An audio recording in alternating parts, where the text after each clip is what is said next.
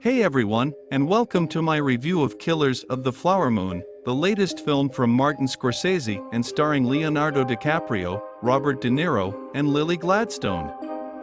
This film is based on the true story of the Osage Indian murders, a horrific chapter in American history that has been largely forgotten. Osage elderly folks dismally cover a stylized line, grieving the digestion of their relatives into white American culture.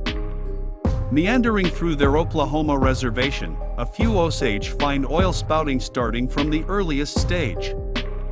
The clan becomes well off after the double dealing of oil on their territories, yet the booking regulations require white gatekeepers to deal with their cash. In 1919, Ernest Burkhart gets back from the Second Great War to his farmer uncle William Lord Robust, who likewise houses Ernest's sibling Byron on the booking. Sound postures as a well-disposed sponsor of the Osage public, communicating in their language and presenting gifts to them, yet he covertly plans to kill them and take their riches. To work with his arrangement, he tells Ernest, who fills in as a taxi driver, to really focus on Molly Kyle, an Osage whose family possesses a significant part of the oil headlights.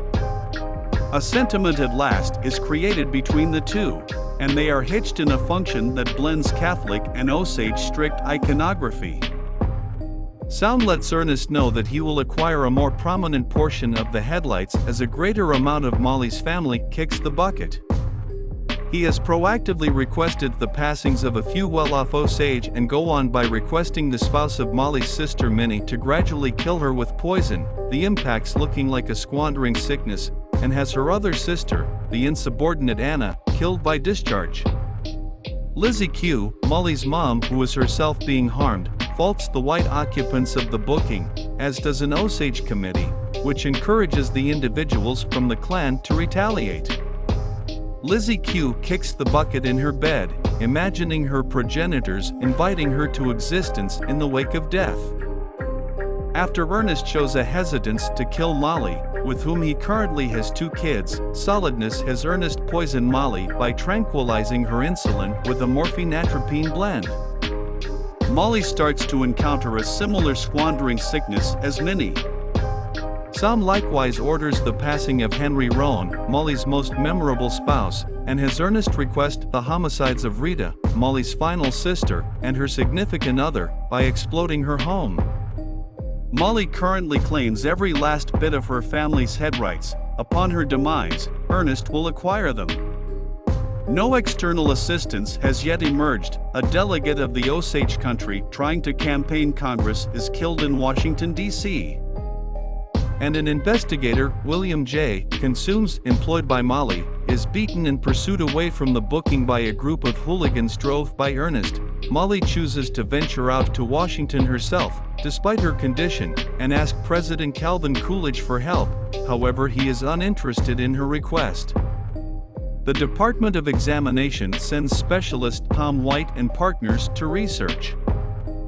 It is promptly clear to the agents who is behind the plot, that Robust attempts to cover his tracks by killing his very own few recruited executioners. However, White ferrets out reality and captures him and Ernest. The specialists track down Molly, almost dead, and get her appropriate clinical consideration. White tensions Ernest into an admission and convinces him to turn in the state's proof, affirming against Robust in return for legitimate security. W. Guest Hamilton, Solidness lawyer, persuades Ernest to swear that his admission was the aftereffect of torment.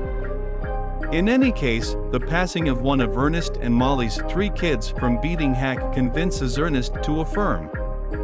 Molly meets with Ernest one final time, however leaves him when Ernest lies that he didn't harm her. An epilogue is given through a public broadcast.